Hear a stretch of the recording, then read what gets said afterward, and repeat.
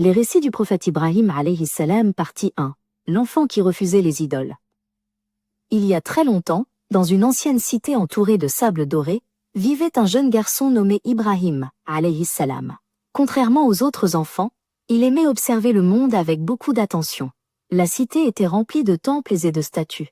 Mais dans son cœur, Ibrahim alayhi salam sentait que quelque chose n'allait pas. Il cherchait la vérité sur le créateur de l'univers.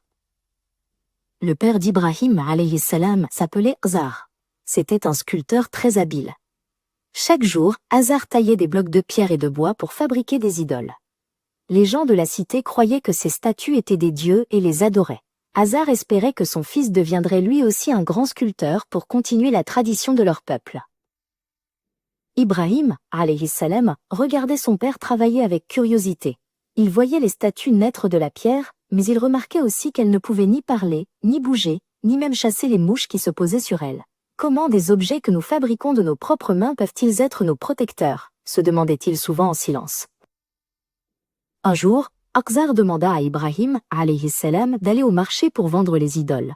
Ibrahim, alayhi salam, obéit par respect pour son père, mais il ne comprenait pas pourquoi les gens achetaient ces statues. En marchant, il pensait « Ces idoles ne peuvent faire ni bien ni mal à personne ». Son cœur commençait à s'ouvrir à la notion de Tawhid, l'unicité de Dieu. Une nuit, alors que l'obscurité recouvrait la terre, Ibrahim, alayhi salam, leva les yeux vers le ciel. Il vit une étoile brillante et se dit « Est-ce cela mon Seigneur ?» Mais quand l'étoile disparut à l'aube, il comprit qu'un Dieu ne pouvait pas disparaître. Puis, il vit la lune, grande et lumineuse. « Est-ce elle mon Seigneur ?» demanda-t-il. Mais la lune finit aussi par se coucher.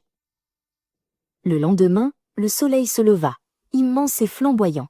Ibrahim, alayhi salam, s'exclama. « C'est celui-ci mon Seigneur, il est le plus grand. » Pourtant, le soir venu, le soleil se coucha lui aussi, laissant place à la nuit. Ibrahim, alayhi salam, comprit alors que les astres n'étaient que des créations, et qu'il devait adorer celui qui les avait créés, Allah, l'unique. Fort de sa découverte du Tawhid, Ibrahim, alayhi salam, retourna voir son père. Avec beaucoup de douceur et de respect, il lui dit « Oh mon cher père, pourquoi adores-tu ce qui ne peut ni entendre ni voir, et qui ne te sert à rien ?» Il voulait partager la vérité avec celui qu'il aimait, espérant qu'Azar comprendrait que seul Allah mérite d'être adoré. Azar n'était pas prêt à écouter les paroles de son fils. Il aimait ses traditions et craignait de changer ses habitudes. Bien qu'Ibrahim, alayhi salam, ait parlé avec sagesse et gentillesse, son père resta attaché à ses idoles de pierre. Ibrahim, alayhi salam, ressentit de la tristesse, mais sa foi en Allah restait inébranlable et plus forte que jamais. L'histoire du jeune Ibrahim, alayhi salam, nous apprend une leçon précieuse, le Tawhid. C'est le fait de reconnaître qu'Allah est le seul et unique créateur de tout ce qui existe. Comme Ibrahim, alayhi salam, nous devons utiliser notre intelligence et observer la nature, les fleurs, la pluie, les montagnes, pour comprendre la grandeur d'Allah et le remercier.